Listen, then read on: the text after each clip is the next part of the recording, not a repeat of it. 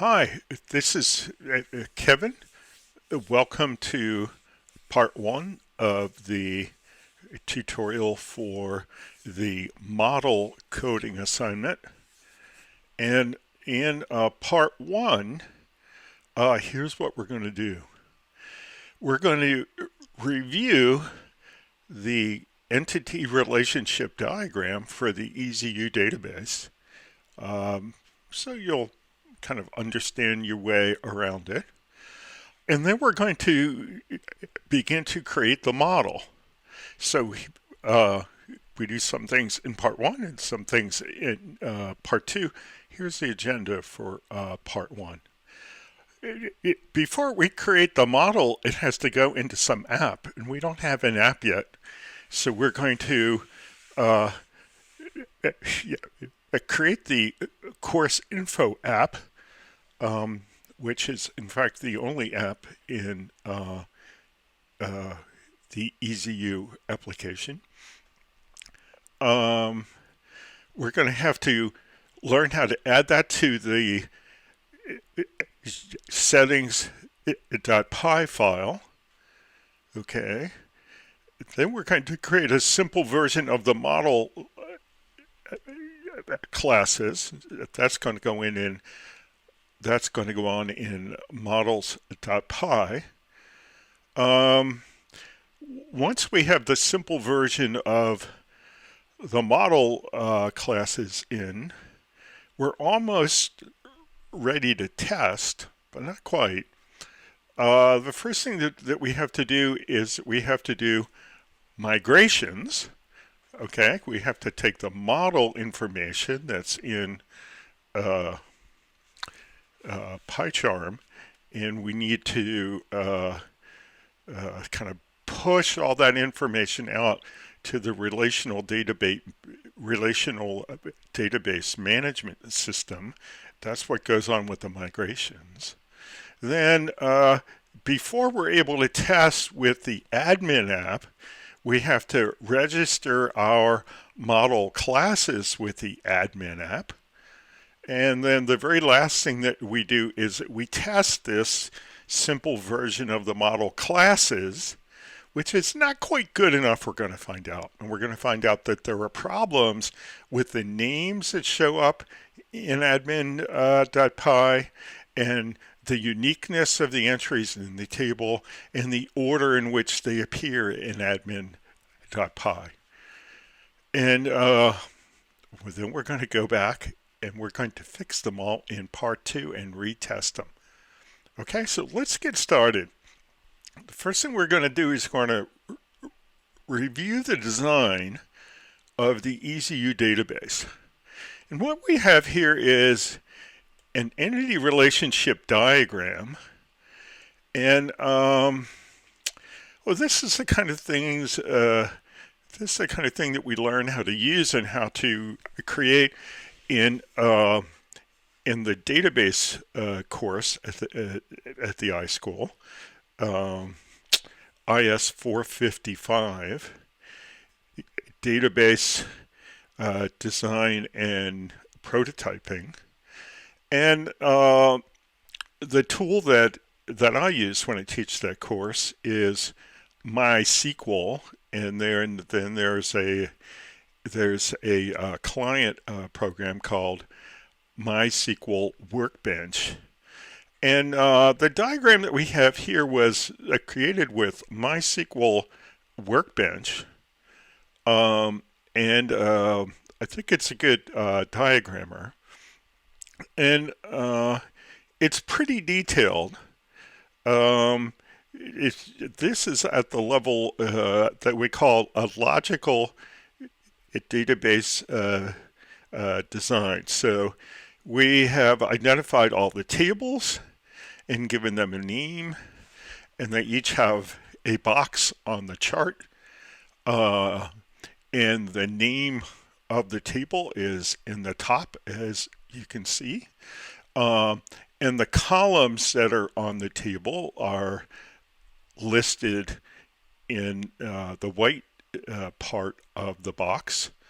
Okay, and the relationships between the tables are drawn with the dashed lines on the diagram. And this is a pretty standard entity relationship diagram. If you don't have experience with this, you probably are going to want to read the part of the chapter in the Pinkham book that we're covering in the current week. And there's a pretty good explanation of all these kinds of things. So if you want to pause and go read that and then come back, well, then that would be good.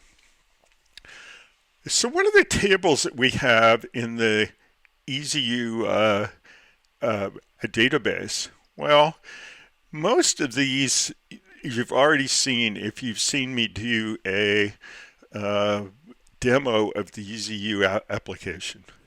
So let's start out over on the right side. We have instructors and we have students, okay, and we have sections of courses. So each section of a course is taught by one and only one instructor, and I'll explain that in a minute.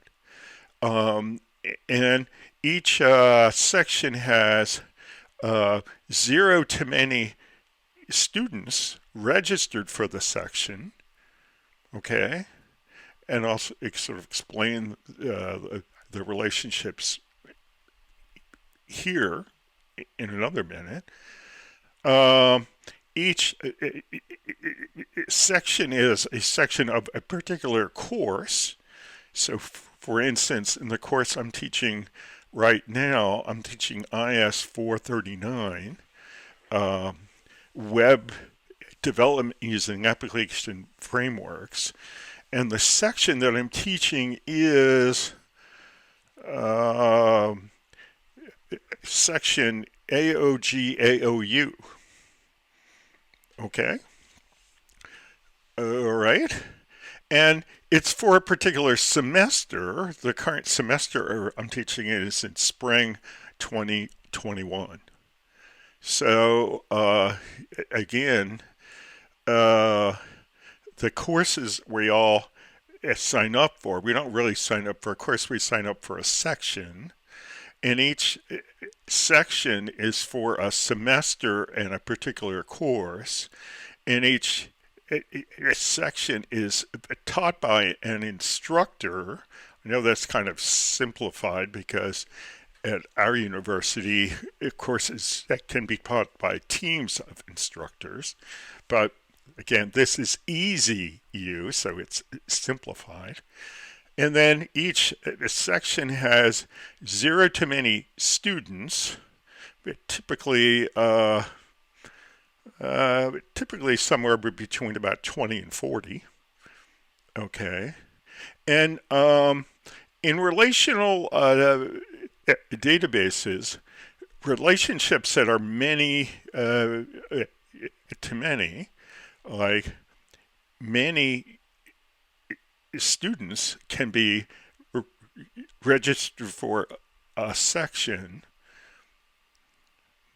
And no, I'm sorry. A student can register for many sections, and each section can have many students registered for it. So the relationship between a section and student is many to many. In relational databases, you can't implement many to many relationships directly.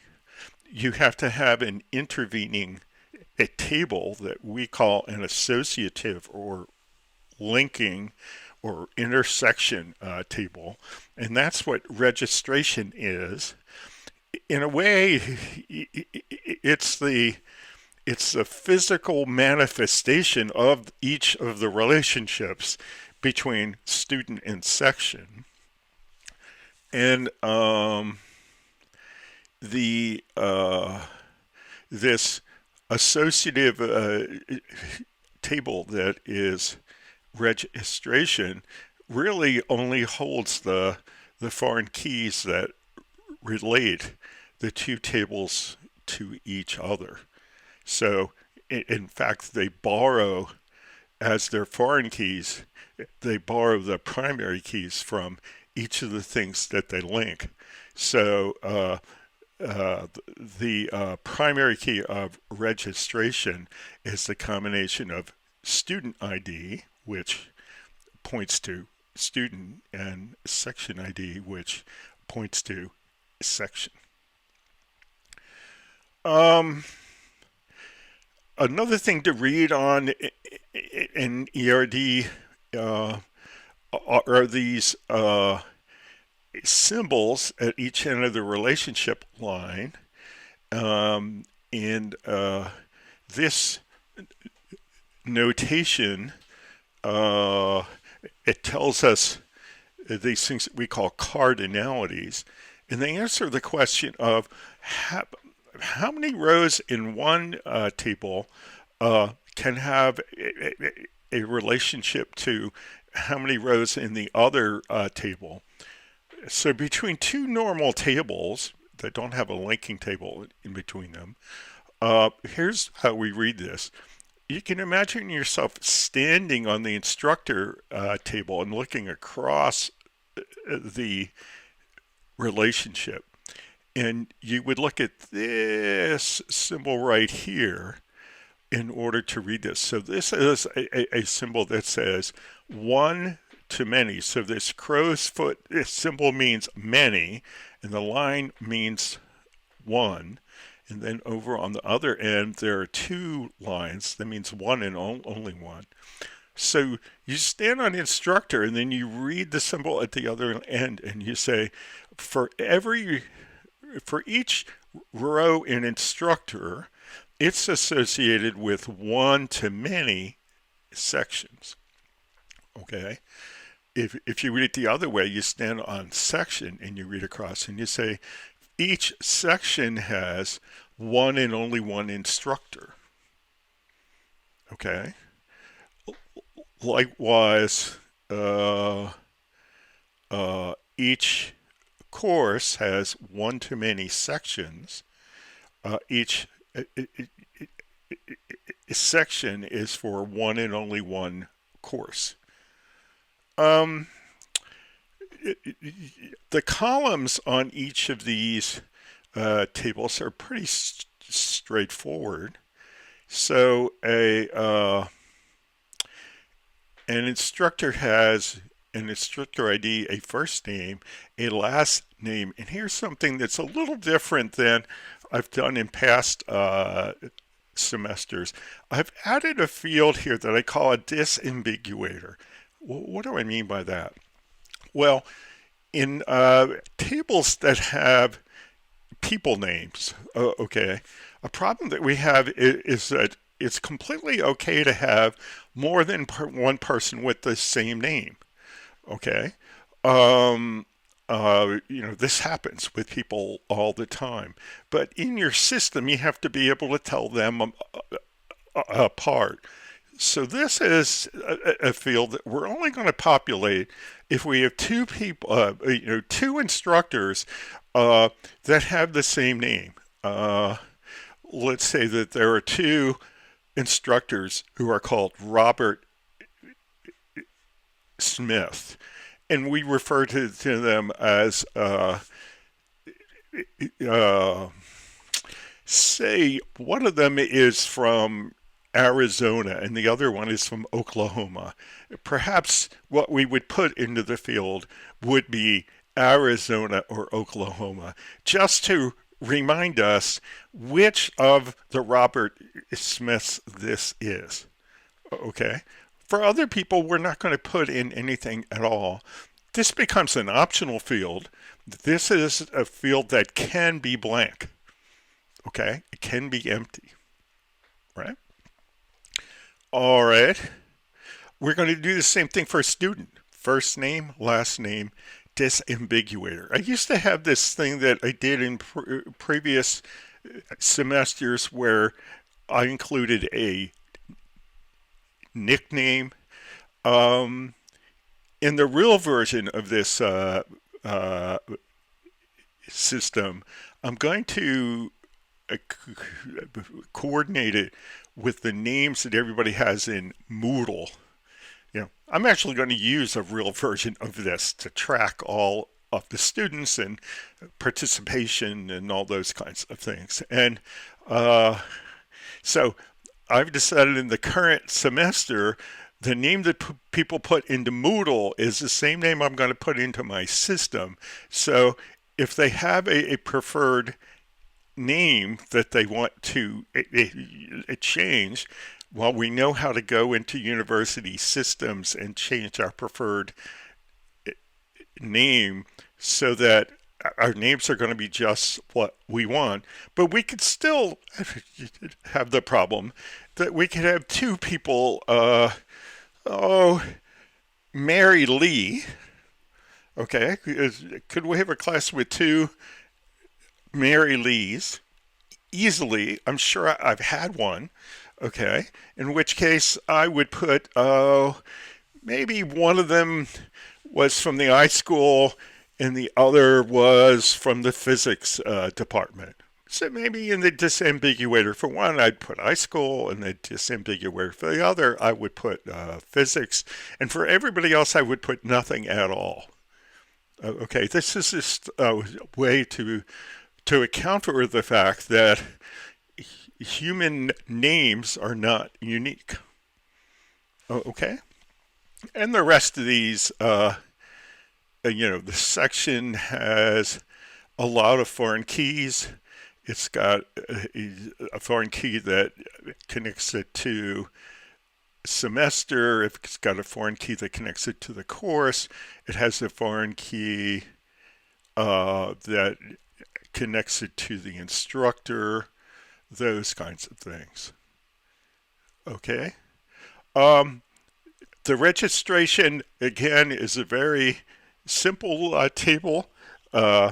Each row has its own primary key, a registration ID, and then it has two more columns, the foreign keys that point to the section and the student that the registration is for. And one thing, when I demo this system to people, they often don't see that we have two more tables. When you see the built application, the year and the period are kind of invisible. So instead of simply typing in a character string into a semester that, we would say like spring 2021, well, people could type that in all different kinds of ways. So in order to control the value, we have these two tables. One's the year table, and the other is the period table. And the three periods that we have are spring, summer, and fall. Okay. And in the client portion of the application, you just see the semesters. And if you're a system admin, you're going to be able to go in using the admin app and add additional years and periods in order that the people who use the system will see the proper semesters. Okay, and it's not uncommon for some tables like this that are really kind of low-level system configuration tables to only be accessible by system administrators. And that's how we handle them in EZU. So that's the database that we're going to build. This is the thing that this diagram is pretty helpful and something that you're going to keep handy. So I'm going to put that aside and see what we're going to do next. Okay, so the first thing that we're going to do is we're going to create the course info app.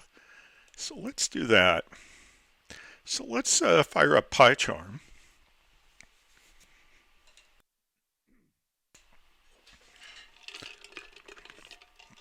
And the last time that I was here, I created my trainer Kevin EZU project. So I'm just going to click on that and open it up. And there it is. It looks good. Okay, so it doesn't have a course info app. Well, no. The only sub directory that it has is this one that I call the metadata sub directory. So let's do this. How do we create an app? The way we do it is we go up, we do it with manage.py. Okay, so if you're like me and you're working on the Windows version of PyCharm, well then your manage.py tool currently works. Okay, and you'll be able to work here. Okay, if you're working on Windows and your manage.py tool is broken, well then you're going to have to go down here to the terminal. Okay, and you're going to have to type in Python manage.py space and then the command that you're trying to run. Okay, so that was a reminder for the folks who might have a broken manage.py tool.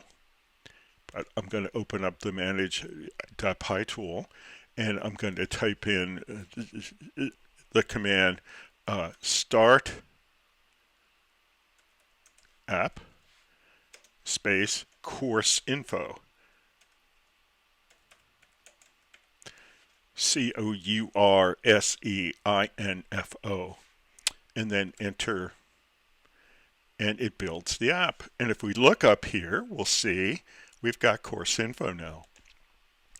And we've got a bunch of different things. Okay? And the thing that we're going to be working in first is models.py. Okay? Oh, that's not exactly true. We're going to be working there soon. So why don't we open that up and we can see that it's empty.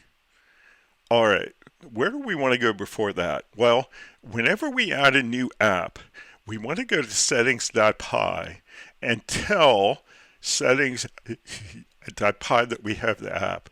So settings.py is in this infrastructure or metadata directory. So we're going to open that. Settings.py, we'll double click on it and open up. And you don't have to go too far down before you find a list of apps, installed apps. Okay, and it's a list. It's a Python list. It's a list of strings. The strings have the name of the apps. And ours is called course info. So we're going to create a string, course info. And what we usually do for these lists is we'll put a comma here, even though it's the last thing on the list. It's kind of a polite thing to do because we're ready for the next guy. Okay, so that's done. So we created the course info app. Let's look at our list. We created the course info app. We added the course info app to settings.py. Now we're going to put in a lot of code and we're going to create the simple version of the model classes. So it turns out that the normal entries for the model classes are pretty easy to understand. You can read the documentation, you can kind of figure them out, and they'll get us most of the functionality that we want. But we're going to find here, when we go to test them, we're going to put data into them using the Django admin app. we're going to find out that maybe they're not as pretty as we would like them to be. So we're going to have to add some extra features. We'll do that in part 2. Okay, so let's add the code for models.py. And sometimes when I'm doing this, I like to close that in order to see a little more real estate here. Okay, a little bit more room. All right, so let's look at our code from models.py. And I've already coded this up and tested it. And I just want to start copying it over, and I'll show it to you. So the first of the classes that I'm going to put in here is for the period class. Okay, let me get rid of this. Okay, so between an import, we have, they had in the generated file, there was an import for the models package. We're definitely going to need that. After the import, before class, you need 2 blank lines, 1, 2, and now we're going to paste the entries for period.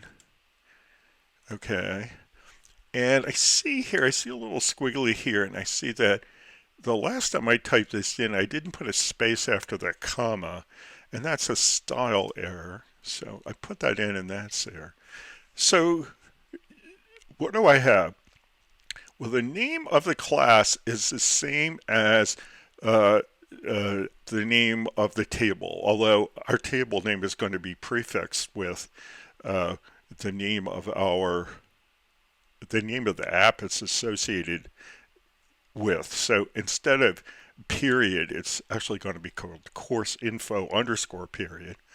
Okay, but period is going to be the name of the table, and the period class is a sub class of a Python class called model with a capital M, and the model class is in the models package that we imported. Okay, so there's a lot of code in the model class, and all we're doing is creating a subclass of it. So we're kind of filling in the blanks in order to make this be a model class with our details in it. And so we're adding a period ID field, a period sequence field, and a period name field. And I just want to point out that, how did I get these? I got these off the diagram. Okay, period ID, period sequence, period name. Okay, so the first one's an int, the second one's an int, the last one is a variable character field limited to 45 characters. So how did we code that? Well, so the name of the field, which is eventually going to become the name of the column in the database, there right off the diagram. And then how do I generate the field entry? Well, from the models package, I use auto field, and I configure it by saying primary key equal true. So the primary key for this table is going to be period ID. And then on period sequence, I say when a model's integer field. Okay, so that's going to give me an int. And then the parameters I pass are unique equal true. So this is going to have a unique constraint on it. All of the rows are going to have a unique period sequence column value. And then period name, Again, I use models char field. Its max length is 45. Okay, and it was a varchar 45, so that's fine. And unique equal true say it should also have a uniqueness constraint. So we want these to have an order because we're going to want the spring to come before the summer that comes before the fall. Okay, and we want the names to be unique as well. In a typical lookup a table like this, you want the names of things to be unique. Okay, so that's the period. That looks good. Let's do the next one, and this is from the top of the diagram as well. This is the year one. Okay, and again, between classes, we want two blank lines. If we give 3, it's going to complain. If we have only 1, we're going to get a complaint about the style. If we have 2, it's going to be happy. If we have 3, it's going to complain about the style again. So we want just exactly 2. Okay, and let's look at the year fields or columns. Year ID is a model's auto field, primary key equal true. Year is a model's integer field, unique equal true. And again, this is a lookup table, and year is kind of like the name of the thing you're looking up, and you don't want more than one entry with the same name. Okay, so we force these to be unique. Okay, let's go down to the next one. The next one is semester. I'm going to copy that. Okay, and put that there. So the semester has a semester ID, and that's a model's auto field, and it's a primary key. It has a year and has a period. So this is the first time that we're seeing how we represent a relationship. Okay, so let's just look at that on the ERD. Okay, so we have a semester. It has 2 columns. Because I know the diagrammer, I know that the jewels we have out here to the left, the little pink ones, they mean that these are playing the role of a foreign key. So the foreign key year is going to point to the year table, and the foreign key period is going to point to the period table. So how do I implement that in the model code? Well, I give them the year that, I give them the name that I want them to have, year and period, and then I have models.foreign key, and here's what I say. Year, that's the name of the model class that they point to. That's up here. Okay. Related name, semesters. I'll talk about that in a minute. And then on delete, models protect. Okay, so what do all these things do? Well, if this is going to be a foreign key, it has to be a foreign key to something. So we point it to the model class that it points to. That makes sense. Related name semesters means that it's kind of interesting when we're on the year and we want to travel the relationship to a semester. We have a generated field on there that is a list of all the semesters that used that year, and in order to know what that generated field is going to be called, we have to give it a name here, and we give it the name semesters. If these seems kind of magic or hazy now, trust me, we're going to find it helpful soon, okay? And this on delete, this says, what should we do if we uh, if we uh, if we delete, well, let me say this the right way. So relational databases have this referential integrity, okay?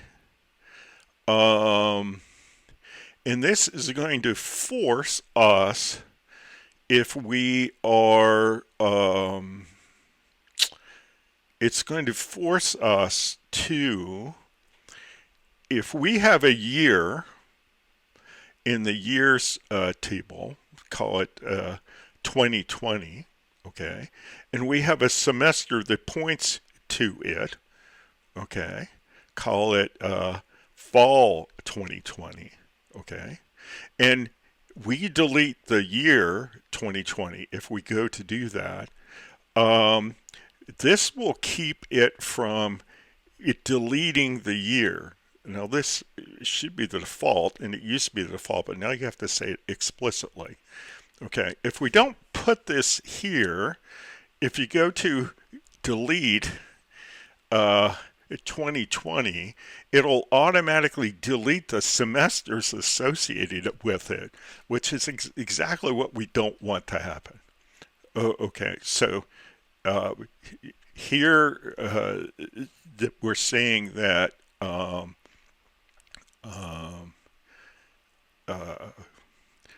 you cannot delete the year that is associated with a semester. You're going to have to come to the semester and change the year it's pointing to, and then you would be able to go back and delete the year. This is a poor example because these are infrastructure tables that are not going to make changes like that. And with the period is going to point to the period table, or in this internal version, to the period model class. That class is going to appear to have a magical semesters field on it that allows us to find the semesters that are associated with that period. Again, if that makes sense, good. If it seems unclear, well, we'll get to it again in due course. And then again,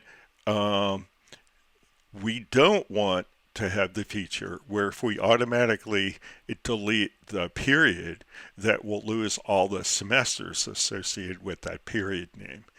Okay. Again, that should be the default. It was once the default, but now you have to explicitly say it. So let's get some more code up. Okay, let's do that. Get a couple of blank lines here. And then the next one that we're going to do is the course. Okay. And again, we're just doing the basic entries for these. They're not going to give us everything that we want. So in part 2, we're going to fix that. Okay, so let's see. There's a course ID. It's the primary key. There's a course number. It has the maximum length of 20, and it's a character field. So for this course, the course number would be IS439. Okay, and it has a course name, which is web development using application frameworks. So I've said that a course name can be up to 255 characters long. That's probably way too long, but I just didn't want it to be too short, so I put that there. Okay, so that looks pretty straightforward. Now let's go find the next one. The next one is Instructor. We'll put that up. Okay. So Instructor is going to look like this. Okay, so we've got Instructor ID is a primary key. First name is a character field. Maximum length 45. Last name character field, max length 45. And this disambiguator is a character field. It's an optional field. Now, here's how they handle optional fields in Django apps. Okay. They don't make them null. They don't make them truly empty in a relational database sense. They create a field and they populate it with at least an empty string. So the default when you create the field is it's not null. It has a value of an empty string. So we're saying max length is 45. Blank equals true. Default equals the empty string. This is a Django trick for creating an optional field and populating it. This is the way Django folks do it. And you'll notice that disambiguator is it's not found in the dictionary, so it gets a misspelling underline. I'm just going to highlight that and pick more actions. Let's get over top of it, more actions. And I'm going to add disambiguator to the dictionary so I don't have to watch that complaint all the time. Okay, so that's the Instructor. That's pretty straightforward. What's next? The student. Now, how did I pick the order that I did these in? I don't know. I did them a couple of years ago. This is the order that they're in my code, and I've left them in the same order. The order of these matters in the following way. Okay. Up here, you'll remember that the period didn't have any foreign keys, so it didn't have to point to another model. Same for the year, but the semester had to point with a foreign key to the year and the period. And so you have to define the semester after the year and period because you need to point to them. Okay? And that's sometimes a pain. Apart from that, order of things that are related by foreign keys, you don't have to worry about that. Okay? Okay, so now we've got Instructor. Instructor ID, first name, last name, disambiguator. We've got that. Oh, I'm sorry. I was going to do the student. Apologize. So the student has essentially the same content. Right down to the disambiguator. Notice that since I added that to the dictionary, I don't get a green squiggly underline that says that it's misspelled. Okay, and I've used the same trick to make this an optional field in the way that Django people do that. Okay, and get my blank lines. Okay, so now I've got the section. So let me copy that over. Now the section, when you think about this, the section has a foreign key to the semester, the course, and the instructor. That's why I I created the model class after I have already created uh, the semester, the course, and the instructor. So the section has a section ID. It has a section name, which is a char field limited to 10. So the section name for the section I'm teaching right now is AOG/AOU. Okay. And for right now I'm saying that's 10, but I can easily have, I don't think that's long enough. We're going to change that right now. So, because I've got one section that combines three things. So let's say we wanted to combine four of them. Typically at the iSchool we use 3 characters. I think I'm going to make this 20. So let's just change the section name. Instead of 10, it's going to be 20. I think it used to be 20. I cut it down to 10, and now I realize it should be 20. Okay, so that's what I've got. Okay, now I've got 3 foreign keys. So the semester field points to the semester table. The related name is sections. So on the semester table, it's going to generate kind of a virtual field called sections that it has a list that allows us to see all the sections that are associated with that semester. And then the same thing for course. So course is a foreign key that points to the course model class. Okay. The related names on that's going to be sections as well. And the same for instructor.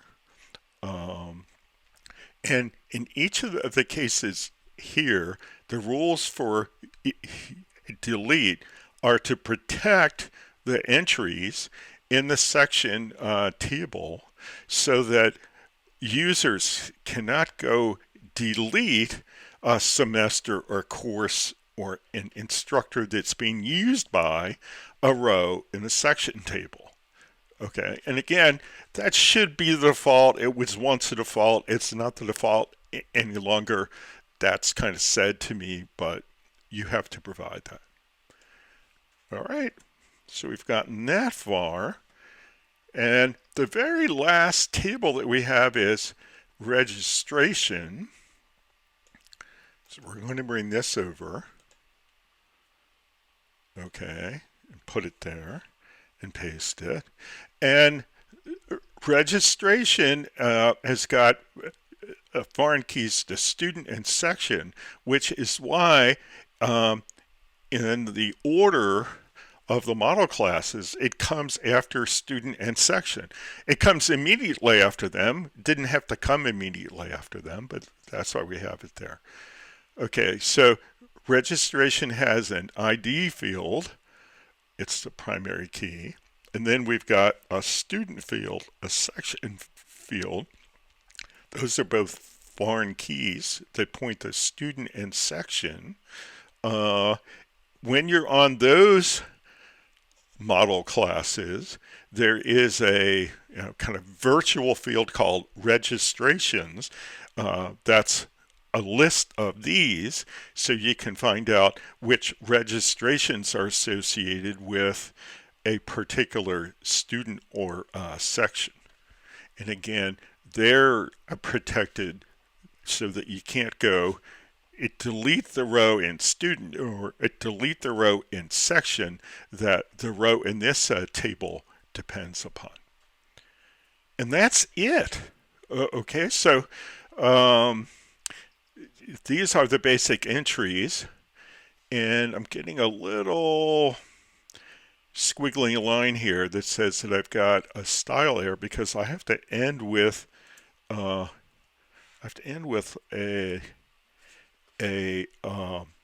I have to end with an empty line. Okay, if I don't have that, I get the squiggly line up here. If I hit a return and I get an automatic indent, it doesn't like that either. What it does like is just an empty line here. Okay, that's what it wants the last line to be, an empty line. Okay, so that's that. So, are we ready to test yet? Almost. So let's find our agenda. Okay. So we created a simple version of the model classes. That's good. We need to do migrating, so we need to do a make migrations and a migrate. So let's do that next. Okay, so how do we do that? Well, we do that in Manage Dev High. Here on the Mac, we can use the Manage .py tool for that. Okay, and make migrations. You can leave off the name of the app and try to do it for all of the apps, but it's considered good practice if you're working within an app to say make migrations space app name. So ours is course info. Take the autocomplete there. Okay, and it did that, and now I have to migrate. So the same thing here. When you migrate, it's considered good practice to use the app name. So migrate course info. Now that's migrated. That looks good. Okay. And now we need to, well, this would be a good time to take a peek and see if we can find our tables out on the database. Okay, once you do the make migrations and the migrate, it takes all the definitions you have in the model classes and it should push that out and create the SQL to create the schema on the relational database. So if we go to SQLite Studio and open it up, okay, and we go to EZU database, now we have a lot more tables. We have all these tables that are associated with the course info app. Okay, and these are all the tables that we defined. And if we click on one like year, okay, even though we can't see this tab up here, I think it says structure, okay, and we can say we have the year ID and the year. Okay.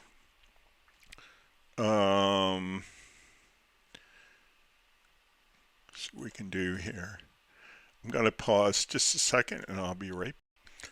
Okay, so we paused and we were interrupted a bit, but we've come back. So again, this tab that we can't see, I think it says structure. And if we click on the data tab, we don't have any data yet because we haven't added any, so we just have the structure. So we looked at the year. Let's also look at the student. Double click on that. First name, student ID, first name, last name, disambiguator. Okay, well that looks good. And we can see the student ID is a primary key. And none of these things are foreign keys. Okay, but let's look at what has a foreign key. The section has a couple of foreign keys, right? Click on that. Okay, so the section ID is a primary key. The course ID, the instructor ID, and the semester ID are all foreign keys. So what's really interesting is we created those model classes, and then we were able to really, with the migrations, generate the schema for the database automatically. It's just Django magic. Pretty cool, huh? And this migration feature is what we use to keep our model classes in sync with the schema that we have out on our relational database, right? That's probably the major responsibility of the migration feature. Okay, are we ready to test yet? Almost. Okay, you may remember that in order to use a particular model class with the admin app, you have to go to admin.py and register your model. Okay, so I'm going to bring over the code from the admin app in my already coded version. Okay, and I'm going to bring that. So here we go. So we have to do an admin.site.register for each of these model classes. And then the other thing is that we need to import the model classes so it's able to recognize the name of that class. And the way we do it is that we say from .models, that's models in our package, okay, in our app, import semester, section, whatever. So if we didn't have semester here, semester would break, okay? And I'm just going to undo that, and it's unbroken. Okay, so that should be enough to be able to run the development server and take a look at how this looks in the admin app. Okay? Now, I want to point out that in order to be able to log into the admin app, we have to have created a super user called tester and give it the password in parens lowercase secret. And we did that in a prior video. So if you haven't done that, please go back and do that. But here with manage.py, we're just going to do a run server. Okay, enter. And here we've got the link. Okay, and we haven't really created the pages of the app, so we just see the test page, but we go up here to the address bar and we add on /admin and press enter. And then of course we're going to be asked to log in. And because we've already added the tester user ID, we can add that, tester and paren lowercase secret, and there we are. Okay, and this isn't surprising. We took the same approach in the Django Girls tutorial, and so we can see in the course info app, we can see all of the model classes, which are all of our tables. Okay, and we have courses, instructors, and periods, and we can also see the groups and users here. If we go to users, we're going to see our old friend tester, right? And if we click on that, we can see that the tester is active, he's on staff, and he's a super user. That's everything that we need him or her to be. Okay, so we're going to back up from that and back up again. Okay, so let's try to use this admin app to enter some data and kind of see how satisfied we are. And I'm just going to warn you, we're not going to be super satisfied. Okay, so we're just going to go to courses and try to add some stuff and see how that goes. So if we want to add a course, we go up and we click Add Course. Okay, so yeah, I'm going to add this course, IS439. Okay, and then I'm going to give it the name Web Development Using Application Frameworks. Okay, that's good. And let's just click on Save. And we come up here, and one of the things that we're going to see right away that we don't have a good name for this, row that we just added to the database, or this object that we just added to the Django model. Okay, it's called Course Object 1. Boy, that's really, really bad. So when we get to part 2, one thing that we're going to fix is the names. Okay, that has to be fixed. Now, let's find another thing that's a problem. Okay, let's add another one. Okay, and let's add one with a higher course number. Let's add another one that I teach, IS455. I would want that to be lower in the list than IS439. Okay, and that's called Database Design and Prototyping. Okay, we're going to save that. And that's going to come back. That's called Course Object 2.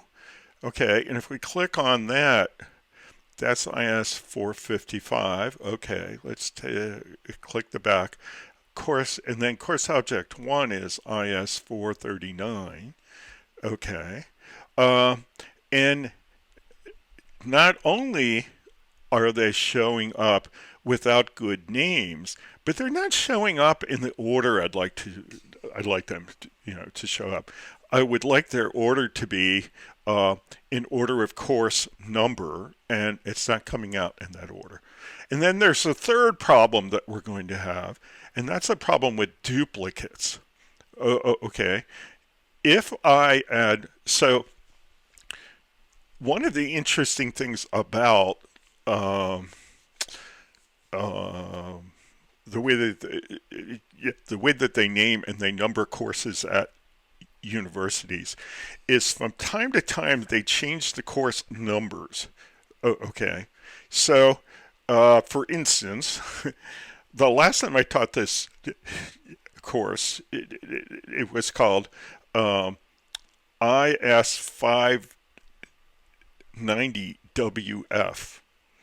Okay, and it had a course name that was the same. Okay, so we can't say that the course number has to be